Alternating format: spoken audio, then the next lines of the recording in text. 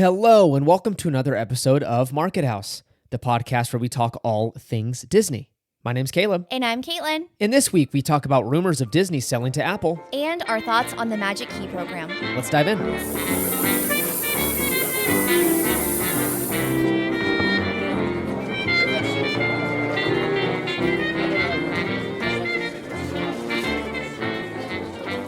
All right, this is episode number 59.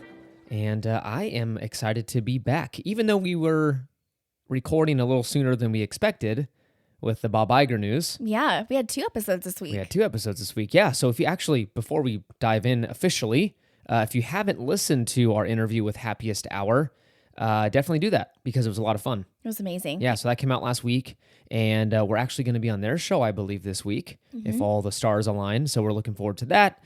And yeah, they're just great people. So we had a really fun time chatting with them, getting to know them a little more. And we played fun games and asked them good questions. And yeah, it was a great time. I'm looking forward to being on their show. Yes. So it's going to be a lot exciting. of fun. But yeah, what if we Thanksgiving. It was Thanksgiving. I hope everyone had a great one with family, friends, whatever you ended up doing. We were with family for a lot of the week. A lot of the week, yeah. My family likes to do Thanksgiving pretty big, and so we used to go out of town. Now we're all local, and they like to make it a whole week thing. So every night there was something going on. It's a lot, but it was a lot of fun. Yeah. So, and we will get into this later, but we actually did go see Strange World, which is the newest Disney animation movie, Disney animated movie. Yeah. It was, we'll get into it later. We have some opinions on it. Some thoughts. Yeah. But before we dive in, please consider leaving a review on Apple Podcast and Spotify. It's a huge help to the show. And also a new way of supporting the show. You can click the link in the episode description to Undercover Tourist. Yes. Say it 3 times. It makes some more sense. But you can click there. It saves you a bit of money. And also just supports the show. Yeah, which is we would appreciate greatly. Super appreciate. Also, one quick update. We have that fundraiser still going on over on Instagram with Make-A-Wish. And some of you have decided to join us and support the Make-A-Wish Foundation. And it has been amazing. We thank you so much for participating. Yeah. If you've given, if you've shared on Instagram, it's a huge, huge help. We just appreciate that. And it's a great foundation. Yeah, we've had a couple people donate, like Caleb mentioned, on Instagram. We had Emily and Clayton with Make It Magical podcast. Yes, huge thanks to them. Thank you so much. We had Ben and Chelsea with Happier at Disney who donated, as well as Mouse Polaroids. So again, thank you so much for everyone who has taken the time to donate. This will be running through December. We are so close to getting our goal. So if you would like to donate, whether it's $5, $10, or whatever you can, it is linked on Instagram in the highlights under fundraiser, as well as there's a post of Caleb and I towards the top in big letters that says fundraiser. Can't miss it. So it's in the bio. There's a couple places you can find it. And again, reach out to us if you have any questions. But again, thank you so much to everyone who has donated. And we're so excited. Yes, for sure. Thank you so much. And finally, before we dive into the news, we have another 5-star review to read. Yeah. Super, super nice. Let's get started here. The subject is #1 podcast for anyone who loves Disney. Caleb and Caitlin are so much fun to listen to each week. My kids and I look forward to the weekly podcast to hear the latest about the parks and learn some Disney trivia. We also love the new shopping segment. It's so cute, and I get excited to hear what I'm going to add to my must-buy list. Thank you for all you do and keep on producing the great content. This is a true must-listen to podcast if you love Disney. So nice. Gosh. That's from lovely, lovely mom is the Over username. on Instagram. And I have to say, the first time that we read this review, it literally almost brought tears to my eyes because it was just there's just such sweet words. And again, we can't thank you enough for taking the time to say these little bits to us. And again, it might be small, but to us, it's huge. So we really appreciate you and all of your support. Again, we talk to lovely, lovely mom quite often on Instagram. So again, thank you so much for everything you said. My heart was bursting with happiness when we read it. So Very, very nice. Thank you so much. All right, let's get into the news.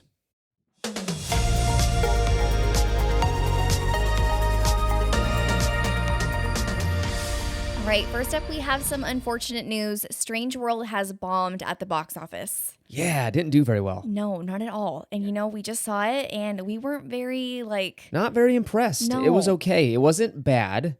It also wasn't great. So it's one of those where you watch it and you just kind of forget about it. Like, I won't We probably won't watch it again, even Yeah. if it's on Disney Plus in the next, whatever, 3 months. Yeah, and we did go with family to see it, and everyone kind of had the same conclusion on the movie. Even Caleb's grandma was kind of like, I know. I don't really And understand. she's pretty Yeah. easy to please in the movie. Oh yeah, So. she kind of thought it was boring. Yeah. It's visually very pretty. The animation's insane. Oh, it's gorgeous. But the storyline was kind of like, I don't know. It just wasn't one of those where I'm like, I have to watch. Yeah, that I don't want to again. give anything away, but it was just like, I don't know. The first thing that came to mind was Osmosis Jones, which is a that? very old. You don't remember that? I think No. Will Smith was the voice. Oh no. It's kind of the same concept, which Oh, I okay. don't want to give too much away, but it was odd. It was a different movie, so it's worth seeing if Yeah, I would see it. if you've got an hour and a half, like a spare hour and a half, go see it. I wouldn't say it's a total waste of money. It just wasn't Disney quality, I would argue, Yeah, story wise. I would just wait for it to come out on Disney Plus. Yeah, good But- call. But yeah, so it's expected to gross, about $26 million when all is said and done this Thanksgiving weekend. And it was expected to gross about 30 to 40 million. So that's fell short of expectations. And to give you a idea of how low this was, Encanto, which was released the same weekend, Thanksgiving, grossed about $40.3 million. Wow. And that was even like right after COVID restrictions starting to loosen up. Yeah. That was even right. People still went out even more to go see movies, even though people were kind of scared and Yeah. unsure. It's such a low number though, especially Yes. like after COVID. It's a lot Remember expensive when they movie. Would come out with what's the average? Like hundreds of millions for Yeah, like not opening? not opening weekend. Oh, okay. No. Over time. But still, yeah. Yeah. So, yeah, the reduced box office is most likely to the average reviews that it's getting and not a lot of marketing. I think Disney probably knew they had a dud here and just decided not to spend a lot of money marketing the movie. Yeah. So, And The Glass Onion is out as well.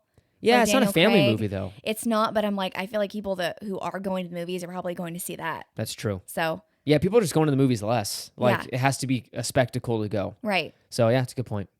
All right. Well, Starry Strange World. Better luck next time, Disney. All right. In our last news story, kind of a slow news week, Disney, there's a rumor going around that Disney is considering selling to Apple. I think this would be an amazing idea. No, it wasn't. And let me tell you why. I'm just thinking more like the tech wise. Like you could use your Apple Watch for everything. No. Let me tell you why this Okay. doesn't make any sense. So there's a popular rumor going around that Bob Iger was interested in selling the company to Apple, and that's why he came back.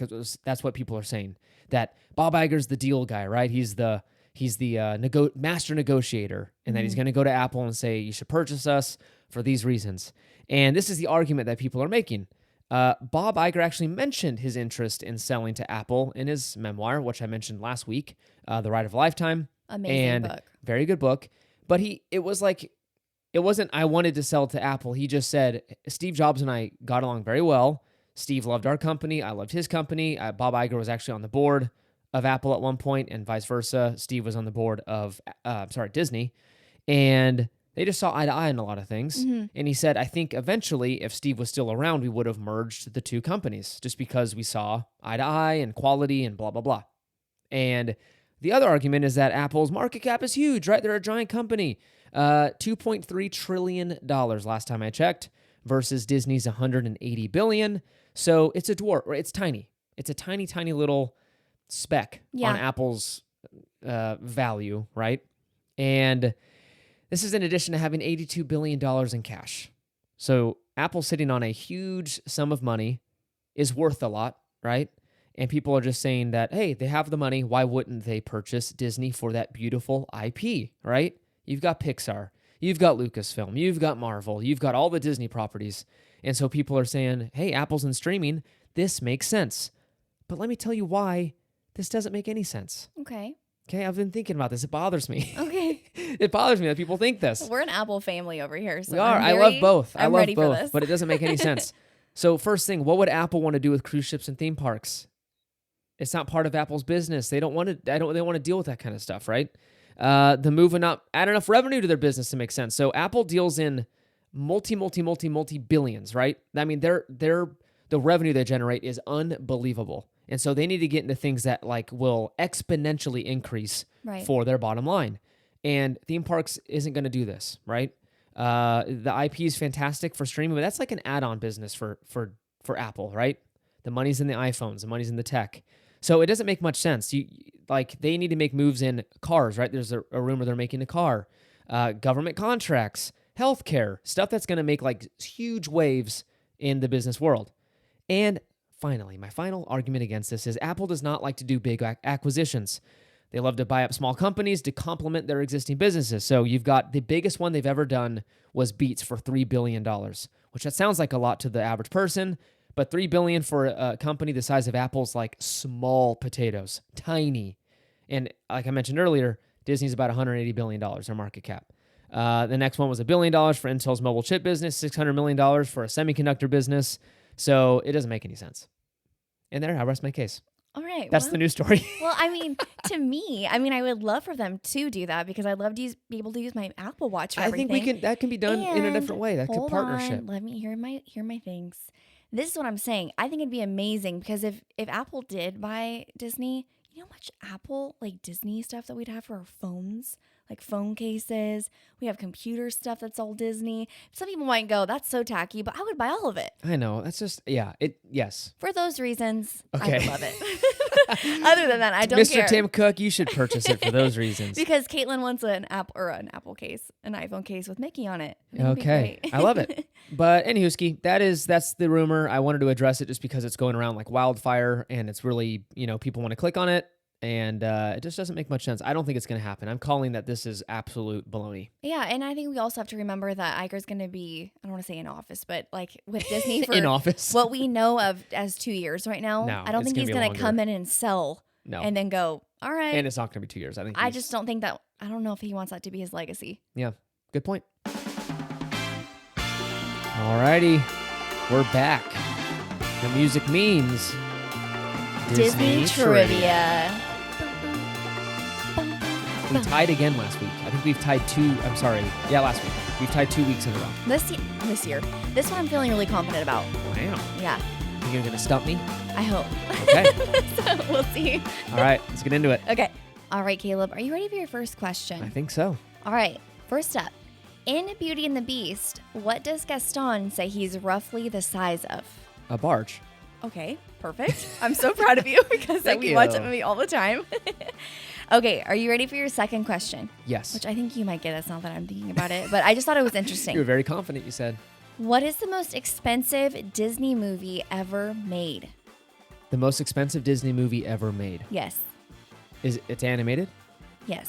Okay, I think it's Tangled. That's correct. Okay, because of the hair technology. Yes, so it's clocking in at around $260 million. Yeah. And the runner-up as of now is the 2019 remake of The Lion King, coming in at around $10 million less than that. That makes sense. So yeah, Tangled, I know the most of the cost is wrapped up in that hair technology. Yes, because it was amazing. Yes, which it makes for a good like headline. My argument would be that also was used on different movies, so it shouldn't be all in like counted towards Tangled's budget, if that makes sense. But yes, I get it. No, Tangled's like visually stunning. I love Tangled. Well, good job. 2 for 2. Thank you. That's amazing. All right, Caitlin, are you ready for your 2 questions? Hopefully. Let's do it. Okay. How tall is the Magic Kingdom Christmas tree? Oh my gosh. 70 feet, 58 feet, 75 feet, or 65 feet? 75.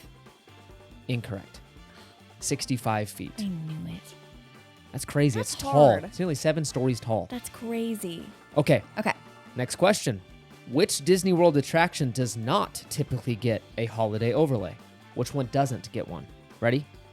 Living with the Land, Jungle Cruise, Peter Pan's Flight, or Tomorrowland Speedway? Which one does not get a holiday overlay? Peter Pan. Correct. Because Jingle Cruise, it gets Jingle Cruise. Yeah, yes. Living with the Land is something that I've always wanted to do, so I know they get a holiday overlay. Yep. And the Tomorrowland Speedway, they have like little things along the track that are all holiday. I've not seen that. Okay. Yeah. Cool. So yeah, Peter Wow. Pan does not get one. So good job. So you went 1 for 2. Caleb takes it this week. Well, at least we didn't tie. I'm proud of you. Exactly. Just like the World Cup, which could happen, which we watched a match today. Yeah, we watched Spain versus Germany. It was so good. Yeah, it was amazing. And they tied. They did. In classic soccer form. Or football, wherever you're from. But yeah, thanks for joining us this week for Disney Trivia. Caleb wins yet again, but let's see if you can come back and beat me next week. We'll see. All right.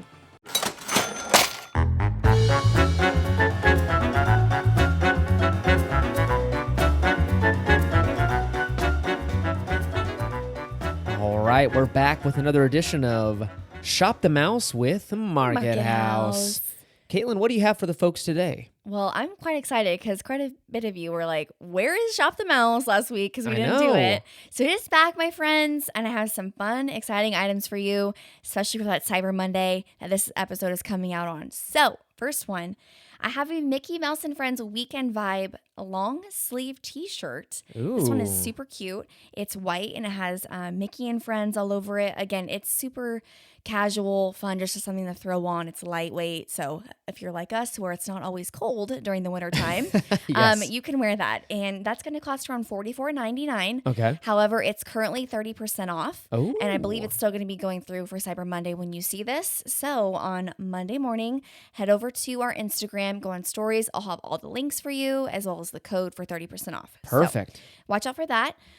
Second thing I have is a Mickey Mouse vintage style watch. Now, I saw this and I thought this would be such a great idea for anybody, really. It is a kind of like a black, I don't think it's real leather because of the price. I highly doubt it's real leather. It's black, like fake leather, and then the face of it looks very like retro, like vintage. Has Mickey, almost like Steamboat Willie. Okay. Mickey. Cool. And again, he's just in the middle of it and his hands are obviously telling the time. Yeah. But it's very clean, it's very simple, and it could be a great gift for anybody. This one, the price of this, I just lost my note.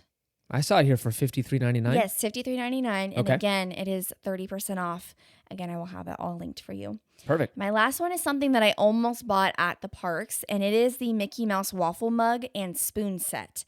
This is around $22.99 before the 30% off, but it's absolutely adorable. It's kind of like a bigger mug with the Mickey waffles all over it, has like melting butter on the waffle, and it's really unique because it has a spoon in it that you can stir whether it's tea, coffee, and it's a set. So it's a great gift. Cool. Good thing for like Secret Santa or whatever, a small gift for work, for friends. Who doesn't love Mickey waffles? Right. So I think it's adorable. I might be purchasing it. So again, head over to Instagram. These will all be linked for you, and they will all be saved in the links highlight on Instagram Sweet. over at Market House Podcast. So I love it. and let me know, message me and let me know if you buy any of these because I've had a couple people do that, and I'm so interested to see what people are getting for friends, family. Awesome. So, We've that's been all doing I have. a lot of Christmas shopping, so We do. this can add to it. So I love it. Yes. Awesome. Thank you for these items, Of Caitlin. course. I'll be purchasing them myself. Oh, will you? I don't know. Maybe you can get that waffle mug and spoon set. That'd be awesome. Cool. Thanks for joining. Thank you.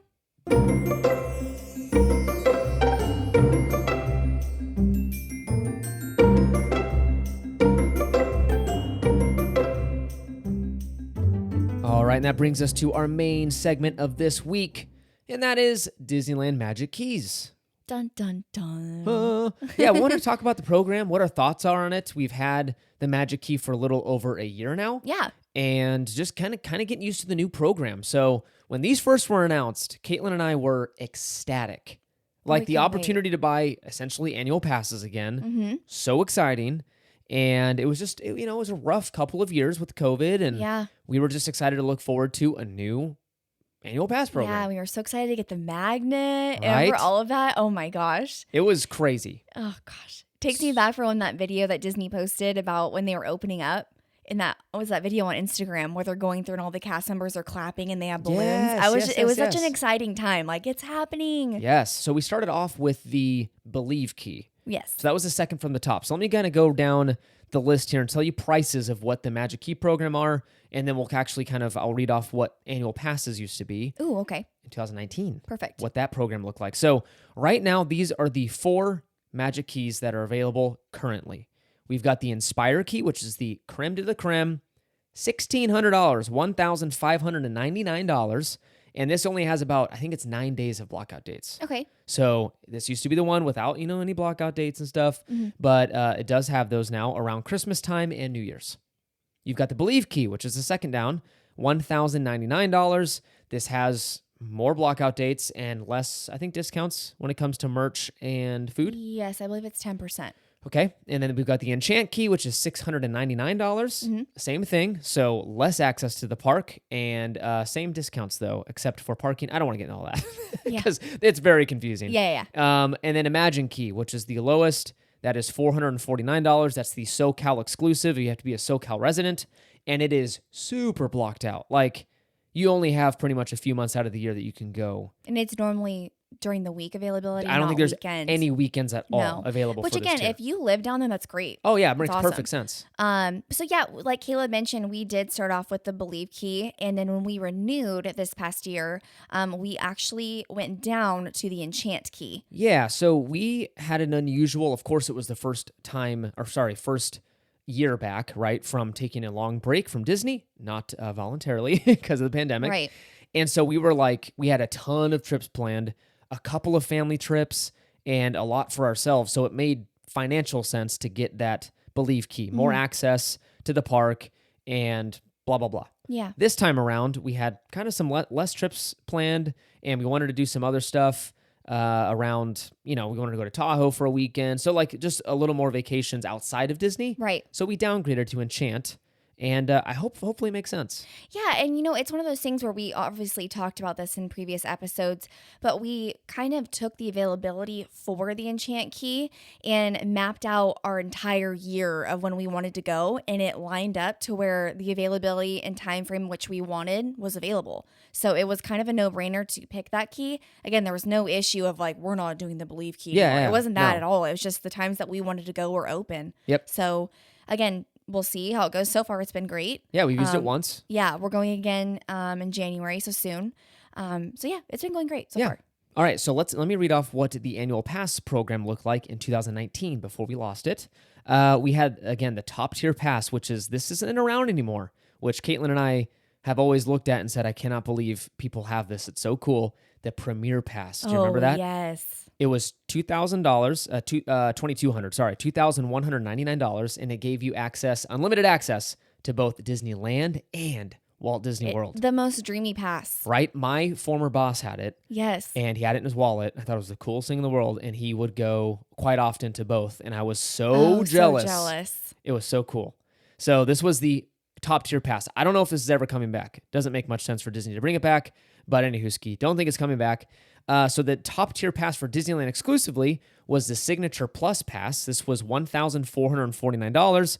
No blockout dates. The Signature Pass, $1,199. The Deluxe, this is what we did pretty much every single year. This was $829. The Disney Flex Pass was $649. And the Southern California Select, again, exclusive to those Southern California residents, $419. Now, quick note, the Flex Pass is basically what we have now. Right. Right? So the Flex Pass required reservations, and it was basically the program we have now. They were just kind of testing it on this tier pass. Which is so funny because I remember when it first came out, we're like, we don't want to do that. That's I was gonna be like, such a pain in the butt. Reservations, that sounds lame. And I was Yeah. like, you can only have 2 at a time. I just was blasting it. And sure enough, that's what we have Which now. was also funny because the year that COVID happened, we thought about actually doing the Flex Pass. You're right. And then it shut down. You're right. So I budgeted for the Flex Pass, and I was like, let's just give it a shot. Let's try it out. And no, it went away. Yeah, we ended up loving the Deluxe Pass. It was one of our favorites to this day. Yeah, it had, I believe, correct me if I'm wrong, I think we had 5% more dining discount. So I think we had 15%, right? 15% dining, I think, and then 10% merch. Now we just have 10% across the board discounts. Right. Yeah, we loved it. And I also had a side note I wanted to just talk about.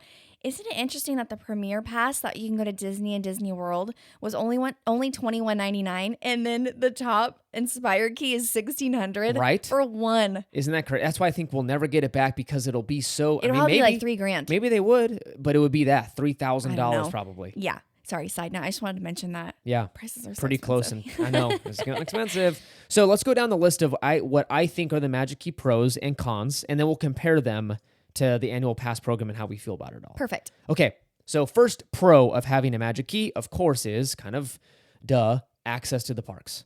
So it gives you way more access to the parks than just park hopper tickets, and you can go a lot.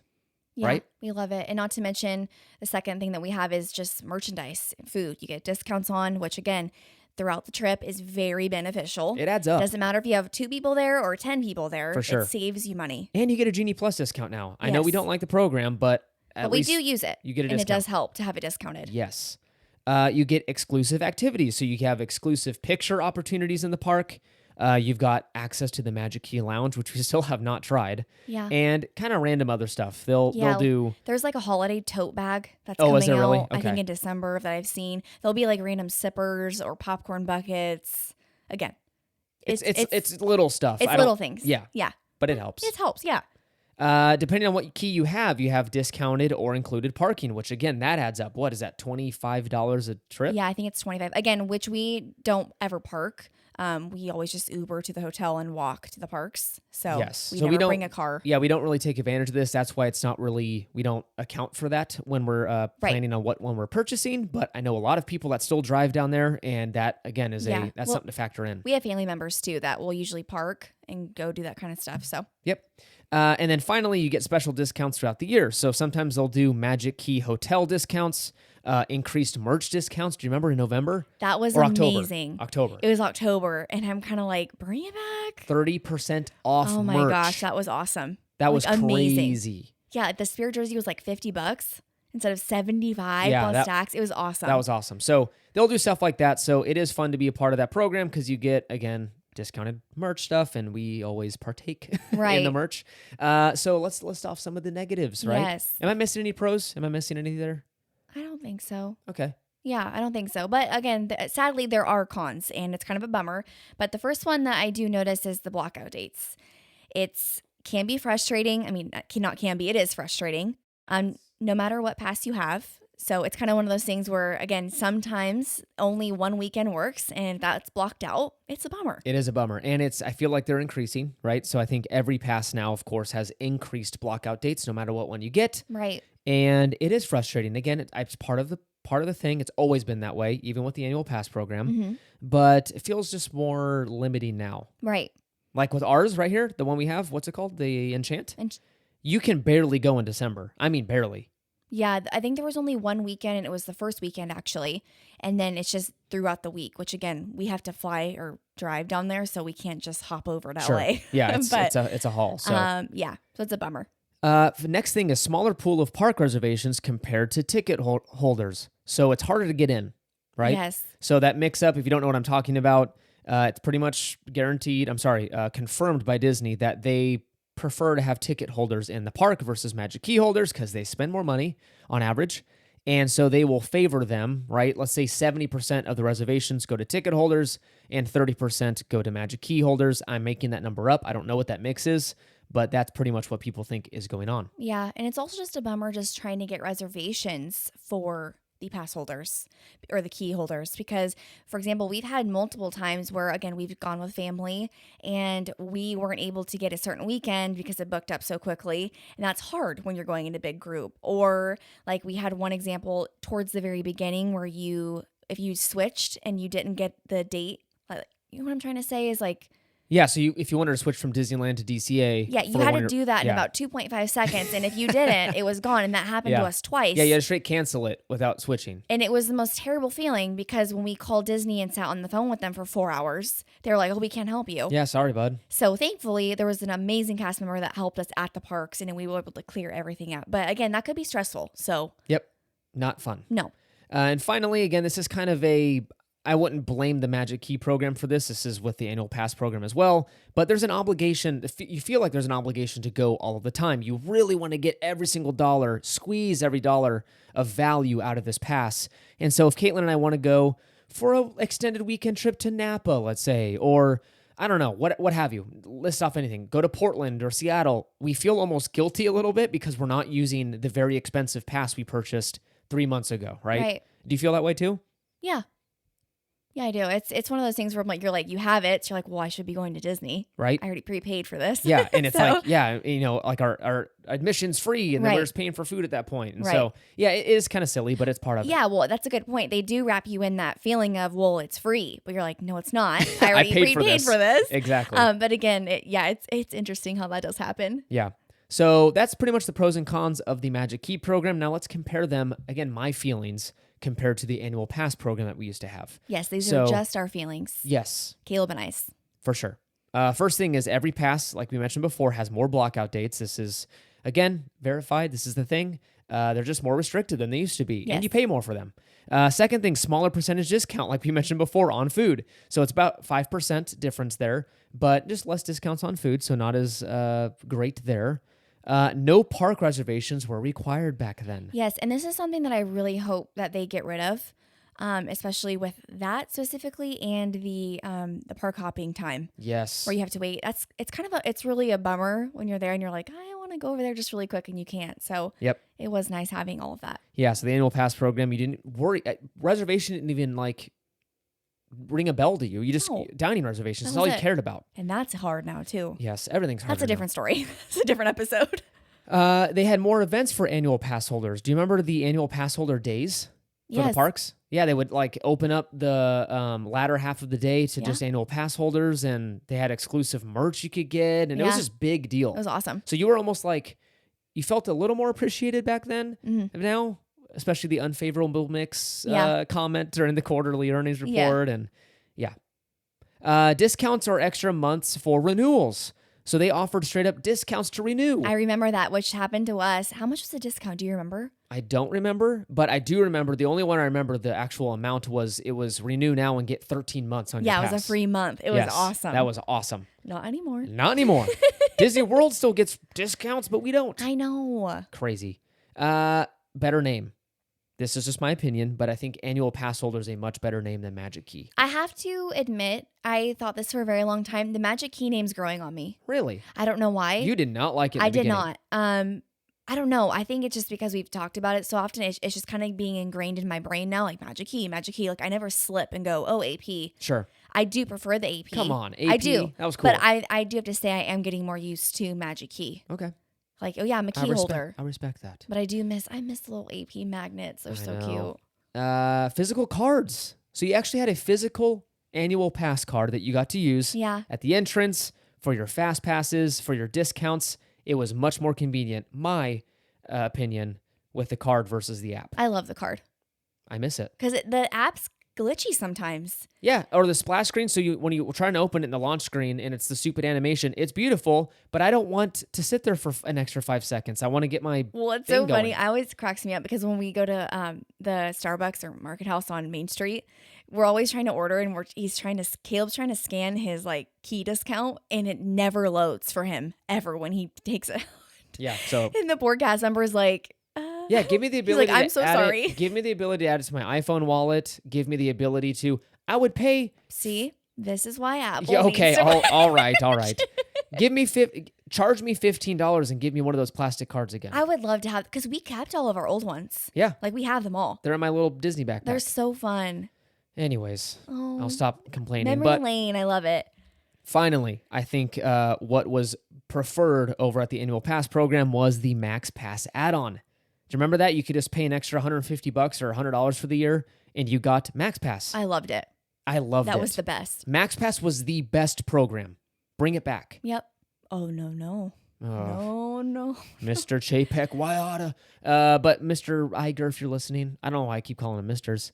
Bob Iger, please bring back that kind of program versus Genie Plus. It's Yeah. terrible. But yeah, that's a little breakdown, I think, of what we think about the annual pass program, and we miss it. I do. I think at the end of the day, it was a better program than the Magic Key program. Yeah. Is the Magic Key program terrible? No. But I would prefer the annual pass program. Yeah, I 100% agree. And again, it's good to go back and see where things were and how much they've grown price-wise. Yeah. And things that have been taken away versus things that have been added. So again, like we've mentioned in our episode about Bob Iger returning, I'm so curious to see what he's going to do with the program. Are there changes that are going to happen? Is he going to move forward with things that everyone's hoping he will? Is he going to take reservations away? Are prices going to go up again soon? And they're going to change the keys. Yeah, will So- they sell them again to people? Like, Exactly. I don't believe there was a cap back in the day. Like the annual pass program, No. anyone could buy them at any point. Yeah, it never went out. Yeah. At least not to my knowledge of us going there. So again, who knows? I mean, everyone's hoping that they're going to reopen them soon, like at the first of the year. But again, no one knows. So we're really hoping for it. Yes. So All right. Well, thank you so much for joining us this week. Hopefully you enjoyed our little discussion on the Magic Key program, annual pass program. Let us know if you're considering joining the program once they open up sales again. and let us know your thoughts. If you're an existing Magic Key holder, what your thoughts are on this. Very curious to see if it lines up with what we're saying or if you disagree. Yeah, That'd be send us fun. a DM. We love chatting back and forth with everybody. So. For sure. You can find us on Instagram at Market House Podcast and Twitter at Market House Pod. Make sure to follow us over there for pictures from the park and exciting news, announcements, things to buy, because Caitlin's talking about them over on our little segment there. Consider leaving a review on Apple Podcasts and Spotify, a giant help to the show. And again, remember to use our Undercover Tourist link for your future trip bookings. Yes, and Caleb will have all the Shop the Mouse links in the episode notes below. So. Yes, thank you for reminding me. Thank you for joining us. We'll see you next week. Bye.